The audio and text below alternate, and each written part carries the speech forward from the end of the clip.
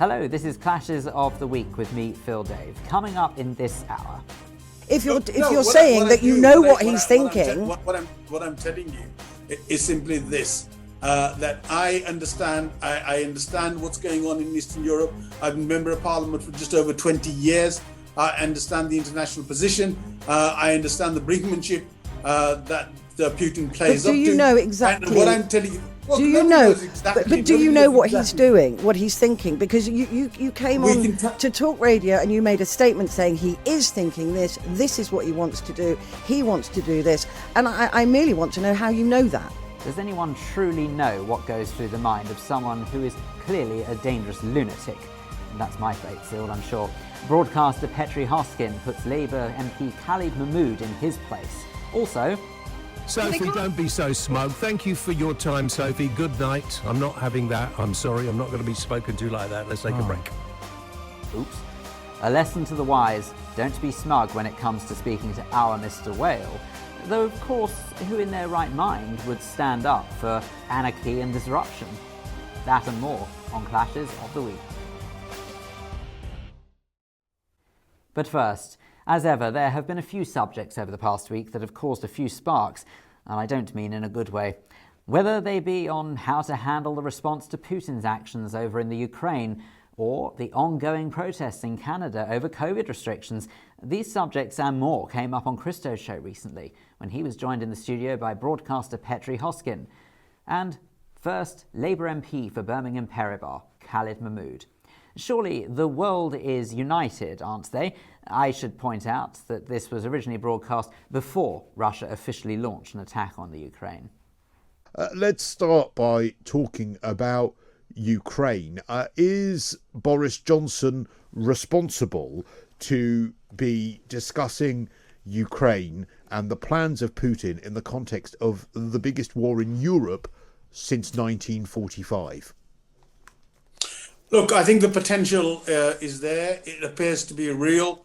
I think the brinkmanship that Putin wanted has got out of control. He's got far too many troops there than for himself to just try and withdraw, because what he's going to do is, if he does withdraw now, he's going to lose face. This is predominantly to do with the internal issue in Russia, where he's getting a lot more opposition now. So what he wanted to do was to attract attention to the international borders. And that's exactly what he's done. He's saying he's supporting the Russian supporters and people in the eastern Ukraine. And he's amassed a huge army to do this. I think now he has no option but to go across. I think he will come down from Belarus towards Kiev. And I think what we're going to try and do is see what we can do. He might push over 10 miles across the border or so, not a huge amount. But what he will do then is put the whole of NATO on standby, and we'll be stuck there for quite some time, because what he wants to do is to keep the world attention. So is Putin 100% the villain here in your eyes, or is the fact that Russia years ago were given assurances that NATO wouldn't be growing, does that not give some credence? I'm not forgiving Putin here, but giving some credence to the complaints he has. Well, you would do if he wasn't already hadn't already taken over Crimea, if he hadn't been threatening, and a simmering war in the east of Ukraine has been going on now for almost 5-6 years, where he's perpetuated that position. And so what he's done, first of all, by isolating through Crimea, Ukraine, but also in Transnistria, which is next to Moldova. He already has a brigade there, the 15th Brigade.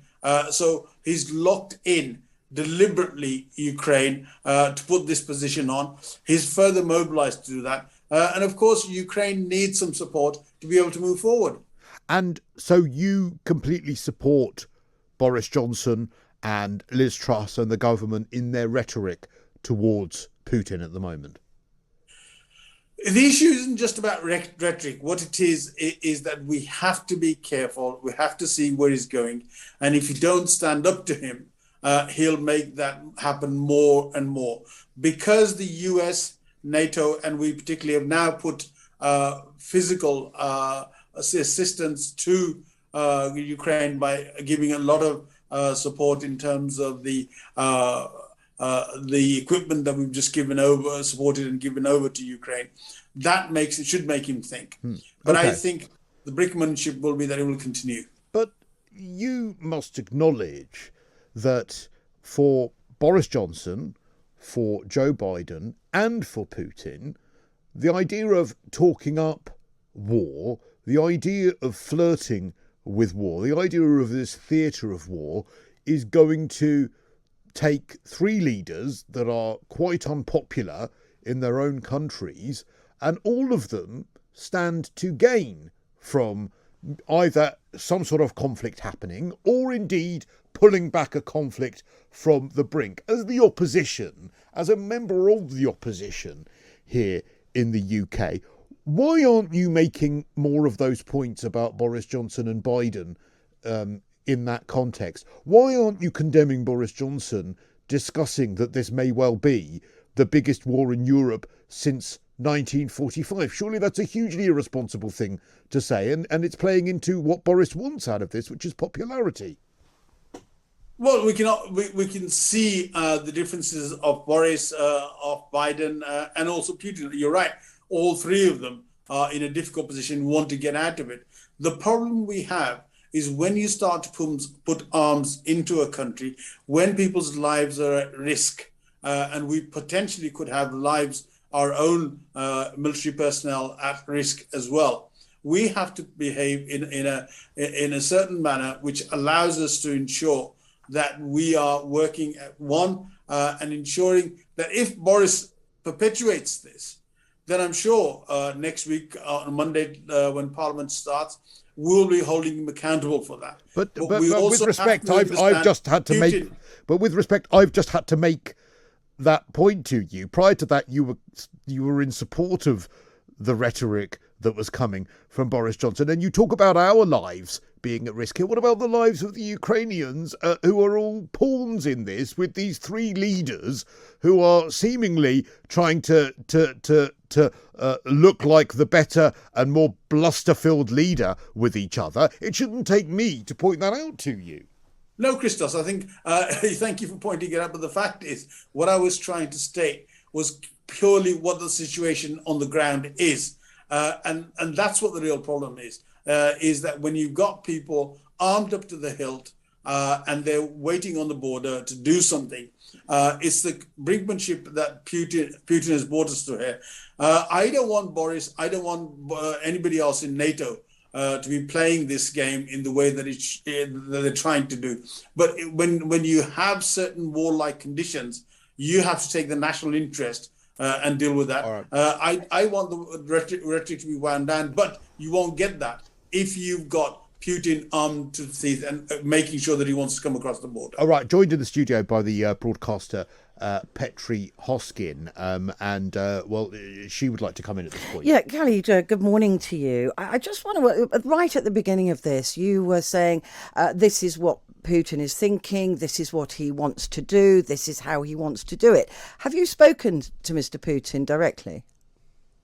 No, it's a fair question. If you're telling, if you're saying that you know what he's thinking, what I'm telling you is simply this: that I understand. I understand what's going on in Eastern Europe. I've been member of Parliament for just over 20 years. I understand the international position. I understand the brinkmanship that Putin plays up to. Do you know exactly? And what I'm telling you. Well, do you know? Exactly, but do you know what he's doing, what he's thinking? Because you came on to talk radio and you made a statement saying he is thinking this. This is what he wants to do. He wants to do this, and I merely want to know how you know that. Well, you know that by the pure actions that he has taken. No, you don't. What you do is that you understand and you read the signs that are there. As somebody who's been involved in the defense department in opposition. Yeah, I worked with the military for 9 years and was a war correspondent. Who also takes an interest in the way that Putin has worked, and certain leaders take action in the way they've done. That is what's happening on the ground. So therefore, what you have to do is you don't have to speak to Putin. I don't think he'll tell the truth to anybody. What No, you listen, have to I'm do not denying he's is a very dangerous what man. he's doing. I'm not denying he's a very dangerous man. But, the point that Cristo was making is really there's a difference between standing up to him and saying this could be a terrible thing and goading him. And it feels like some leaders are goading a bully to do what bullies do. Look, nobody, as far as I'm concerned, and I particularly don't want there to be any loss of life. I don't want a war in Europe. Nobody wants a war in Europe. What we've had already is the actions of Putin by taking over Crimea in the way that he's done. He's sustained the 15th Brigade in Transnistria. There's been a fighting continuously going on for at least 5 or 6 years in eastern Ukraine. So you've got that already, that's in place. So on top of that, if you build that sort of an army, if you put those sort of people into action on high alert, then there are going to be some consequences of that. And that's what the position is. All right. Yesterday, we saw the front page of the Mail discussing how one of the biggest threats, in fact, it's been picked up on today as well by the Sunday Telegraph, Britain warned of cyber attacks as Russia flexes its military might. The Mail yesterday talking about the head of the MI5 saying that Russia could be, and China could be, targeting MPs and members of the public through social media, through trying to lure them through social media sites. Is there not a danger that Putin is essentially distracting everyone with all of this when the real danger is actually, and Boris and yourself with respect to playing into the hands of all of that, when the real danger is actually things like cyber attacks and things like what the MP Barry Gardner is accused of in your party, and that is taking a great deal of money and influence from places like China or indeed Russia? Well, look, there's two separate things. First of all, in terms of cyber attacks, we've been quite alert about looking at the potential of this. This is a huge risk, and that is significantly dangerous to try and undermine, whether it's our political structure, whether it's our day-to-day operation as a nation when those attacks come. And we have to be prepared for that, and we try and do that. The difference is when you do these cyber attacks and when you do these sort of issues, the life of people isn't directly affected by this. But when you put tanks on the border, when you put arms and guns, big guns on the border, there is then potential issue of life and risk to life. And therefore, what we have to do is deal with that in the way that we can only deal with it, which is trying to ensure that he doesn't go any further in terms of that.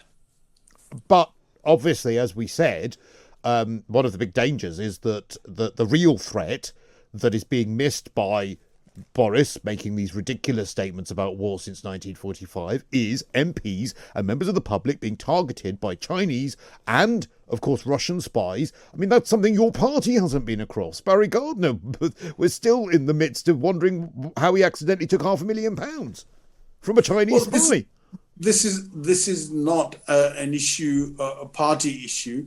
We've had an individual member of parliament who has had this issue. It's been investigated by the Standards Committee, and the Standards Committee will come up with that and deal with that. That is easily seen, but he has also at all stages reported this to the Standards Commissioner of the funding that he was taking. You could understand, though, if you were a member of the public reading the Mail yesterday talking about how there could be potential Russian spies while everyone's talking about Putin, what he's doing in Ukraine, potential Chinese spies targeting MPs, this is the head of MI5 that said this, in the context of the investigation going on in your party. As a member of the public, as a voter, you're not going to be hugely reassured by what's happening in Labour, are you? Well, no, come on. This is one particular issue of one member of parliament, which has gone on for a significant amount of time and is being dealt with. Just a reminder that was broadcast before Russia officially attacked the Ukraine. However, I don't think that categorising Boris Johnson, Joe Biden and Vladimir Putin in the same category, at one stage like Khalid did there, is such a good thing. I think it's a bit far-fetched saying that they're all in difficult positions trying to get out of it. Well, sorry to state the obvious, but I'm fairly sure it was a difficult situation of Putin's own doing. Now, obviously, since that interview first went out on talk radio, the ground lies in a very different fashion. And I'll be honest with you, I don't live in fear of a bomb dropping. I'm far more concerned by technological or maybe even medical warfare. I think I am more concerned by the lack of faith I have in the leaders of the world right now to be able to deal with the likes of Putin, or indeed some of his counterparts in the Far East. Strange times to live in, really, but one can only hope that the world calms down a little bit before long, though somehow I doubt it. This is Talk Radio's Clashes of the Week, still to come. Sophie, don't be so smug. Thank you for your time, Sophie. Good night. I'm not having that. I'm sorry. I'm not going to be spoken to like that. Let's take a break. That and more after this. Welcome back to Clashes of the Week here on Talk Radio with me, Phil Dave. Now, let's talk about a bunch of dozy truckers, shall we? Well, yes. Obviously, I refer to the ongoing disruption in Canada over vaccination rights.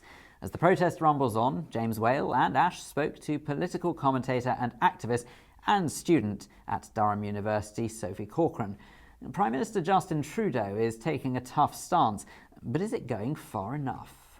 I like Sophie, but I think she's got the wrong end of the stick here as far as Trudeau is concerned. Not that I'm a huge fan of Trudeau. He's got too much hair and he looks a bit sort of, Sophie, welcome. So, where shall we start with this? Where do you want to start with this? You've been going on and on about the freedom movement in Canada. They're just a bunch of scruffy, ugly, annoying, what else could we call them? Revolutionaries? No, I don't think so. You know, the Marxist kind of people who just want to bring the country to a standstill and stop ordinary people getting on with their lives. That's our take on it. What's yours? Now we've spoke about insulate Britain, let's talk about the truckers. So, basically... Well, insulate Britain, if they start doing what they've suggested this weekend, there's going to be trouble for them. They are similar, though, aren't they? Yeah, no, similar. I don't think you could say they're similar. I think hundreds of thousands of people, protesting for their right to work and their right to live is a bit different to a couple people that haven't had a shower in a week sticking themselves to a road. They're like the anti-vax. They're more like the anti-vaxxers. But I think if I lived in Canada, I'd be quite annoyed if I couldn't go to work. Yeah, that's why the truckers are annoyed, because they can't go to, their whole civil liberties are being taken away by their own government. And here's the thing, James, I know you don't agree with the anti-vax stuff. That's your opinion. I respect that. Don't agree, but I respect it. However, you've got to surely agree that Trudeau has gone way too far. He's gone No, way I don't. I think, I think if people in a certain industry are going from one country to the other, and America is very tough on this. America wants people to be jabbed before they go in. I think it's a jolly good idea. In the same way that I think if you work in the health service, all this, I'm not having the jab, I'm in the health, But they've gone back on that now, haven't they? Guys, They've gone back on that now. Well, they've only gone back on it because they're a bit soft and we need a tougher So they ran out of staff, that's why. That's it. About that, I think the anger that I'm feeling and that many people are feeling now is the whole invoking of the Emergencies Act and threatening to freeze people's bank accounts. I mean, it is crazy. I wouldn't do that, Sophie. It's a bit authoritarian, I wouldn't isn't freeze it? their bank account. I wouldn't freeze their bank accounts. In Canada, I'd take them off them. I'd take them away from them. They wouldn't be allowed it anymore. It's gone from 15 weeks to, stop the spread to we're going to sack you if you're not vaxxed, to we're going to freeze your bank account if you're going to disagree with the government. I mean, that is tyranny in its purest of forms. And I do think you're wrong, Sophie. A country that has, always fought against tyranny is keeping our mouth shut. It is happening in our own country. I agree, but you're picking the wrong horse to support here, because these guys are holding up other people's lawful. If they want to demonstrate about it, fine. If they don't want to get the jab, fine. Do another job. But to actually bring the city to a standstill, to block one of the main arteries into their nearest neighbour, is wrong. And I think the government has been far too soft on them. They allowed them to clog up the whole place. If somebody did that here, I hope we'd have brought the army in and kicked their butts very quickly. The problem is Canada can't run without the truckers. So they're going to sack all of these truckers. Just because one section of society thinks they are able to hold the rest of the nation to ransom, that cannot be allowed. Well, they don't need to block. It can't be allowed, Sophie. They shouldn't need to. If they're that important, they shouldn't need to do blockage. They should just withdraw their labour. Yeah, stay at home. Yeah, just Can't stay at home. afford to do that. They have families and kids to feed, and now that they're trying to fight for their most basic of civil liberties, they're now going to freeze their bank No, account. They you're should wrong, withdraw their Sophie, labour. They sorry. shouldn't stop other people living their lives. Yeah. I mean, I agree. They shouldn't be forced to be injected or anything. No, but they don't want to be injected, then don't do the job, Ash. It's dead We've reached simple. a consensus that, irrespective of your views of the vaccine, Trudeau is wrong to freeze their bank accounts, yes? Yeah. Fabulous. Well, I'm slightly worried about you and your anti-vax views, to be quite honest, Sophie. And I've had 2 jabs. I'm not an anti-vaxxer. I've had 2 Oh, jabs. well, that's What about the okay. boot? What about the That's boost? okay, Where's but- the booster? Yeah, what about the... Has she not been boosted? Have you not We've been been on the boosted? What's programme. going on? Golly, Oh, what's my going God. on?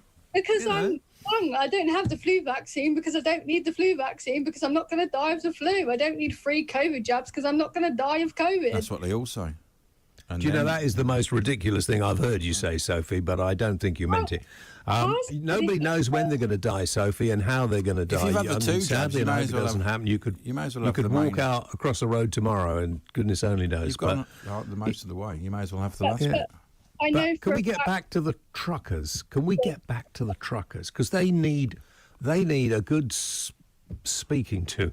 I mean, they've... Well, our hol- truckers aren't they're made to do holding- it, aren't they? Our truckers aren't made to take jobs. No, our truckers are sensible, intelligent people, but Well, I don't know about that, No, but- Ash, you're wrong as well, because going into some countries from here, They'll have to, going yeah. into some European countries, you would have to be fully jabbed, and you would have to prove Well, it. To that's up drive to other your countries to truck in. do, though. That's up to Yeah. other countries, not for Trudeau to do it. No, Trudeau's only in bloody Canada. Well, What that's are what you I'm talking saying. If about, other Ash? countries want to ban them, that's not for Trudeau to get involved. If America say you can't come in, that they just wouldn't get in, would they? He's hiding. He's supposed to be a liberal. He literally represents the Liberal Party. What is liberal about freezing people's bank accounts if they disagree Yeah. with the government? That's like page 1 of fascism. Yeah. The Page Crazy. one of fascism. The You world's don't gone even know what upside down. fascism is, Sophie. Listen, if they can say that they want to, if there's a law where they can actually freeze their bank accounts, if these people are actually affecting the economy of the nation, which they are doing, then the government have to be able to do something to remove them so the rest of the people can get on with their daily lives. These smug-looking, overweight, mostly long-haired idiots in Canada who think they're so clever that think that they are running the country need to have a lesson. You cannot allow that. You That can't is allow people to anarchy. block up roads and block up things. That's Exactly. just- you know, it's just terrorism, isn't it? Yeah, I think it is. it's not terrorism. You Well, can it's the join same- that what's the side difference if you between want, doing Sophie, that? but you're on the What's wrong the same thing? side. What's the difference between doing that and blowing up a bridge? You know, even with no one on it, which you're blowing up a bridge. It's the same thing. You're blocking. Is that a real question, Mr. Ash? That is the most ridiculous question I've ever heard in my No, if you're not life. hurt, it's all right. It's the same Actually, thing. The it's same not. occurrence happens. It's just not. If you I mean, blow up a bridge, you can't use it. If you same. stick your bloody truck on it, you can't use it Same- either. same result. What is the they're difference? protesting their civil liberties, not blowing up an empty bridge. I don't. They're not interested in civil liberties, Sophie. They're stopping other people from going and exercising hospitals. their civil liberties. They're endangering lives. They're putting Trudeau and they're holding him to account. They can do that in other ways. They could just Well, withdraw their You can- labour. You can hold him to account of the next election. Just withdraw their It's labour. easy- That's what It's democracy easy to means. say that when you're sitting on radio earning whatever you do, but these guys need to feed their kids. Well, withdraw the labour then. Kids. They Sophie, can't- don't be so smug. Thank you for your time, Sophie. Good night. I'm not having that. I'm sorry. I'm not going to be spoken to like that. Let's take a break. You know, Sophie raised the point there a couple of times, actually, that these individuals need to feed their families. Well, might I suggest that going out and working rather than clogging up the roads might be a good start? You see, the problem is that we've seen this time and time again, all over the place. If you wreak havoc on the daily lives of everyday folk, then all that does is lose you the support for whatever might have started off as quite a worthy cause in the first place. Look at insulting Britain. Remember them? Then there was extinct reprobates, and now we have the stupid truckers over in Canada. Now, I don't deny that the bulk of the individuals involved, their intentions are always good when they start. The problem is that you're aiming your frustration at the wrong people. Why do you want to cause misery for other people who have done nothing wrong, possibly even support you? But you just take action into your own hands. Of course, the bottom line is, if you don't like the way a politician is behaving, then might I suggest that it's what an election is for. Just vote them out.